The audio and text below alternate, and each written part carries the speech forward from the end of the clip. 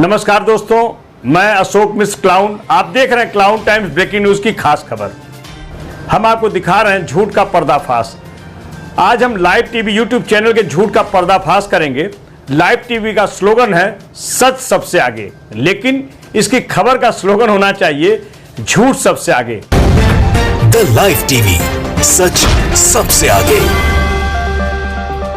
अगर इस देश में अभिव्यक्ति की आजादी के नाम पर विश्व के सबसे बड़े लोकतांत्रिक देश भारत के प्रधानमंत्री की तारीफ में कोई मीडिया हाउस सच्ची और अच्छी खबरें दिखाए तो मोदी विरोधी चंद मीडिया के लोगों के द्वारा उन्हें गोदी मीडिया की संज्ञा दी जा रही है। ठीक इसके उलट हमें यह कहने में बिल्कुल गुरेज नहीं है कि भारत में मोदी विरोधी मीडिया की फहरिस्त में एनडीटीवी के अतिरिक्त यूट्यूब चैनल पर अजीत अंजुम, पुण्य प्रसून वाजपेयी, द वायर की आरफा खानम शेरवानी के अलावा लाइव टीवी यूट्यूब चैनल के अभिसार शर्मा, अब्बास हाफिज, राशिद जहीर, भुवन शर्मा आदि मोदी विरोधी मीडिया में शामिल हैं, जिनमें इन दिनों केंद्र की मोदी सरकार और उत्तर प्रदेश की योगी सरकार के खिलाफ ऐसी झूठी और मनगढ़ंत खबरें परोसी जा रही है जैसे मानो पूरे भारत में आज ही भाजपा सरकारों का खात्मा होने जा रहा है। दोस्तों, आज हम सबसे पहले लाइव टीवी यूट्यूब चैनल पर अब्बास हाफिज के हवाले से प्रसारित खबर के झूठ को क्लाउन टाइम्स के दर्शकों को दिखाना चाहते हैं। खबर का शीर्षक है मोदी का लाइव फर्जीवाड़ा व्हाट्सएप चैट लीक। इसे देखकर कोई भी सोचेगा कि देश के प्रधानमंत्री ने बच्चों के संग लाइव फर्जीवाड़ा क्या किया है। सबसे पहले इस खबर का कुछ अंश देखिए, जिसमें केंद्रीय विद्यालय के बच्चों ने एक हैशटैग चलाया, थैंक यू मोदी सर। इसे रिपोर्टर अब्बास ने प्रधानमंत्री नरेंद्र मोदी के खिलाफ ऐसे घिनौने और घटिया शब्दों का प्रयोग किया कि जिसे सुनकर किसी को भी शर्म आ जाएगी। देखिए क्या बोल रहा है अब्बास हाफिज।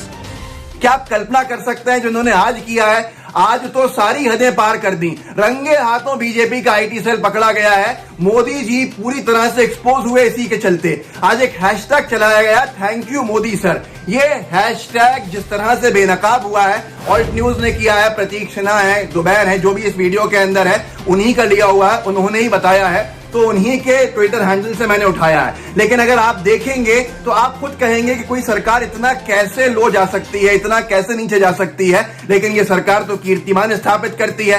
क्या आप जानते हैं क्या हुआ है? थैंक यू मोदी सर का हैशटैग क्यों इतना ज्यादा बदनाम हो रहा है आज पूरे देश के अंदर? ट्विटर पे ट्रेंड कराया बीजेपी आईटी सेल ने। यहां तक के कुछ स्क्रीनशॉट्स दिखाऊंगा, उनकी जो चैट्स लीक हुई हैं, वो चैट्स लीक होने से पूरी की पूरी बीजेपी सरकार बैकफुट पे आ गई है। यहां तक के बीजेपी नेताओं के पास चेहरा छिपाने की जगह नहीं है शर्म के मारे।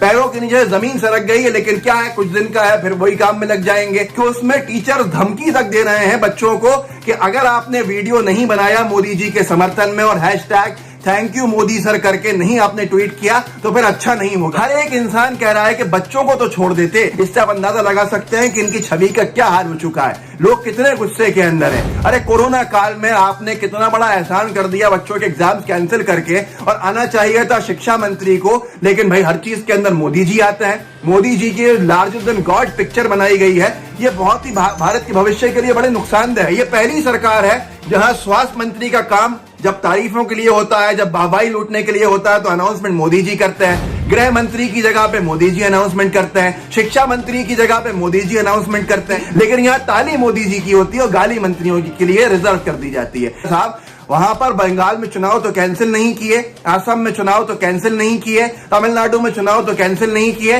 चुनाव होते रहेंगे, लेकिन बच्चों की परीक्षाएं जो है वो आखिरी वक्त में आके कैंसिल कर दी गई। मतलब यह है बीजेपी का शायद मानना, ना हम पढ़े हैं ना पढ़ने देंगे, नहीं पढ़ोगे तो हमारे प्रोपेगेंडा में आते रहोगे। अगर बच्चों ने प्रधानमंत्री की तारीफ कर दिया तो लाइव टीवी मोदी के विरोध में उतर जाता है और देश के प्रधानमंत्री के खिलाफ अमर्यादित शब्दों का प्रयोग करता है अब्बास हाफिज, और इसके आका के द्वारा तय एजेंडे की पूरी झलक नजर आती है।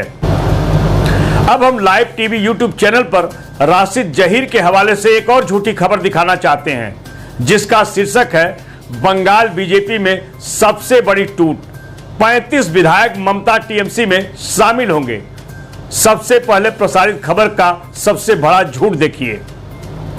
हेलो दोस्तों, मेरा नाम राशिद जहीर है और आप देख रहे हैं द लाइव टीवी। बड़ी खबर बंगाल से है। वहां भारतीय जनता पार्टी के 33 विधायक दोबारा से टीएमसी में आना चाहते हैं। ये वही विधायक हैं जो उपचुनाव से पहले ममता बनर्जी का दामन छोड़कर भाजपा में चले गए थे। अब उनका मोह भाजपा से भी भंग होता हुआ दिखाई दे रहा है और वही 33 विधायक दोबारा से टीएमसी में आना चाहते हैं। खबर बहुत बड़ी बंगाल से है, बंगाल शांत नहीं है, फिर दोबारा से 33 विधायकों के आने की खबर है और ये खबर छापी है दैनिक भास्कर ने, द क्विंट ने, बहुत सारे जो न्यूज वरियस सोर्सेज हैं उन पे ये खबर छपी है, जिसमें साफ लिखा है कि भारतीय जनता पार्टी के 33 विधायक दोबारा से टीएमसी में आना चाहते हैं। इसके अंदर पहले हमने आपको बताया था कि सोनाली गुहा जो स्पीकर रही और 4 बार की विधायक भी रही है, ममता बनर्जी के साथ थी, उन्होंने तो ये शब्दों का इस्तेमाल किया था कि दीदी जिस तरह से मछली पानी के बिना नहीं रह सकती, इसी तरह से मैं आपके बिना नहीं रह सकती, मुझे माफ कर दीजिए। इसके अंदर सरला मुर्मू का नाम है, उन्होंने भी माफी मांगते हुए लेटर लिखा था ममता बनर्जी को। तीसरा नाम भी इसमें सुर्खियों में आ चुका है, जो फुटबॉलर थे दीपेंदु,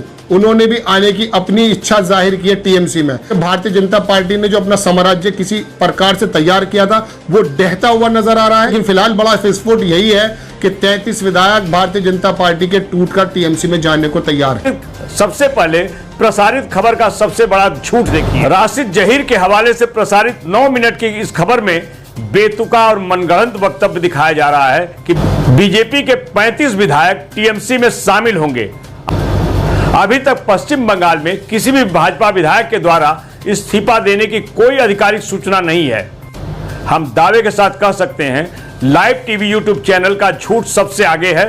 देखिए और एक खबर जिसमें लाइव टीवी के भुवन शर्मा गृह मंत्री अमित शाह के खिलाफ बोल रहे हैं। अमित शाह लाइव रंगे हाथ पकड़े गए, देश को किया गुमराह तो गिर गई गाज। इस शीर्षक को कोई भी देखेगा तो उसे लगेगा कि अमित शाह की कुर्सी गई। सबसे पहले देखिए जनसत्ता के हवाले से कोरोना की दूसरी लहर का असर कम होने पर गृह मंत्री के एक बयान पर क्या बोल रहे हैं भुवन शर्मा।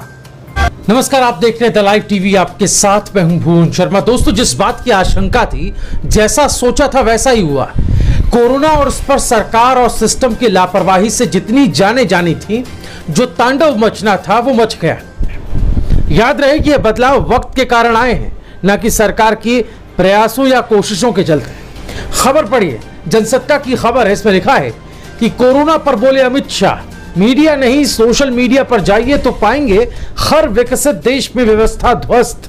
पीएम मोदी की अगुवाई में कम वक्त में दूसरी लहर काबू में।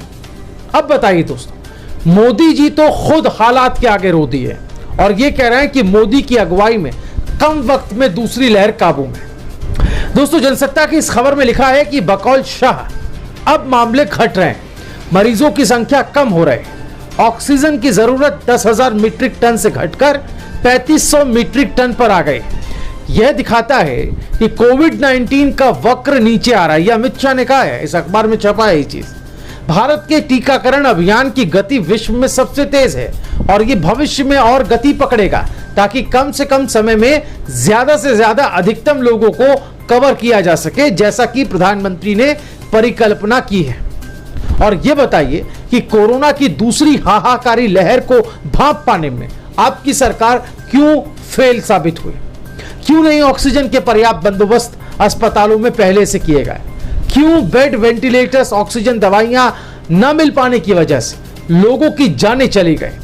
और यह भी बताइए कि आखिर कोरोना की दूसरी लहर में आपकी सरकार की लापरवाही और बदइंतजामियों से मरने वाले लोगों का असल आंकड़ा कितना है? और जिस वैक्सीनेशन का हवाला आप दे रहे हैं ना, उसकी हकीकत भी जनता दोस्तों बखूबी जानती। राज्यों को उसके हाल पर छोड़ दिया आपने कि आप अपना अपना देख लो, अपनी अपनी वैक्सीन जुगाड़ कर लो। ये बताइए गृह मंत्री जी कि जब पूरी दुनिया कोरोना वैक्सीन अपने देश के नागरिकों को लगा रही थी, तब भारत के प्रधानमंत्री क्यों भारत के लोगों की वैक्सीन को विदेशों में जाकर बेच रहे थे? लोगों की जान का सौदा करने का अधिकार आखिर प्रधानमंत्री को किसने दिया?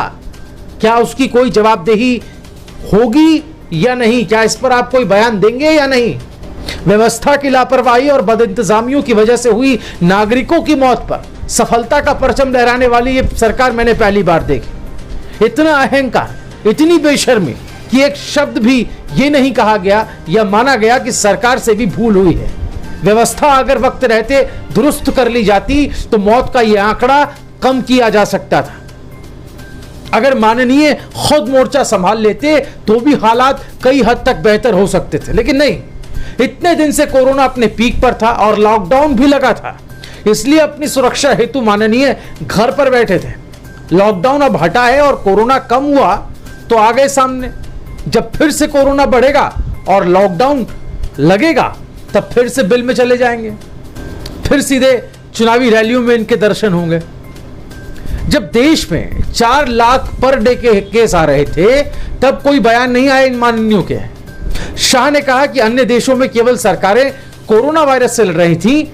उन्होंने कहा कि भारत में सरकार के साथ साथ 135 करोड़ नागरिकों ने भी प्रधानमंत्री नरेंद्र मोदी के नेतृत्व में यह लड़ाई लड़ी। हमारी सफलता का यही कारण है। यह बयान है अमित शाह का जो इस अखबार में छपा है। अब बताइए कितना सफेद झूठ है। जब लोग लड़ाई लड़ रहे थे कोरोना से, आपके बदहाल सिस्टम से, तो आप जनता के साथ नहीं थे, आप थे बंगाल में और लड़ाई लड़ रहे थे ममता से। चुनाव जीतने की जद्दोजहद कर रहे थे। जब पब्लिक एक एक करके ऑक्सीजन सिलेंडर के लिए तरस रही थी, एक एक ऑक्सीजन सिलेंडर नसीब नहीं हो रहा था, तब आप अपने हेलीकॉप्टर में उड़ान भर रहे थे, पत्रकारों को इंटरव्यू दे रहे थे। जब लाशों को शमशान घाट में 2 गज जमीन नसीब नहीं हो रही थी तो आप बड़े बड़े मैदानों में जनसभाएं कर रहे थे, पब्लिक रैलीज कर रहे थे। इन्हें कोई बताए कि अगर सरकार के प्रयास से कोरोना कहर पर नियंत्रण हो रहा है तो गृह मंत्री क्या बोलेंगे? हमारी सरकार पूरी तरह फेल हो गई है। अगर ऑक्सीजन की किल्लत समाप्त हो गई है, लोगों के मरने का सिलसिला कम हो गया है, तो कोई भी नेता देश की जनता को मीडिया के माध्यम से यही बताएगा कि अब स्थिति सामान्य की ओर बढ़ चली है। दूसरी ओर लाइव टीवी यूट्यूब चैनल वालों का एजेंडा है झूठ फैलाना। शर्मा को शर्म आनी चाहिए कि इसने तो अभिव्यक्ति की आजादी के नाम पर बेशर्मी की हद पार कर दी है। हम पूछना चाहते हैं, बताओ अमित शाह कहां रंगे हाथ पकड़े गए और उनके ऊपर कैसी गाज गिरी है? हमारी तो यही सलाह है कि लाइव टीवी वालों को गृह मंत्री पकड़वा कर मनोचिकित्सक यहां इलाज कराए तो शायद इनकी सेहत के लिए अच्छा होगा। वरना डिजिटल मीडिया पर झूठ परोसने वाले लाइव टीवी के आधा दर्जन रिपोर्टर दिन भर मोदी विरोधी खबरें परोसकर अपना फ्रस्ट्रेशन निकालते रहेंगे और blood pressure, diabetes, heart attack की बीमारी से संक्रमित हो जाएंगे, क्योंकि नकारात्मक सोच सेहत के लिए खतरनाक है।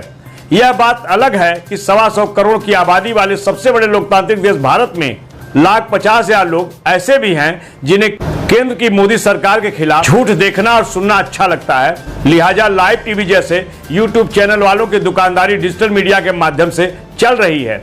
इनके चेहरे पर कभी खुशी और सुकून नजर नहीं आता। हम फिर मिलेंगे किसी और मोदी विरोधी झूठी खबर परोसने वाले रिपोर्टर को बेनकाब करके उनका असली सच जरूर बताएंगे। क्लाउन टाइम्स की खबरों को आगे भी देखने के लिए हमारे YouTube चैनल को लाइक करें, सब्सक्राइब करें, बेल आइकन को क्लिक जरूर करें। क्लाउन टाइम्स की खबरों को फेसबुक पर देखने के लिए फेसबुक पेज को लाइक जरूर करें।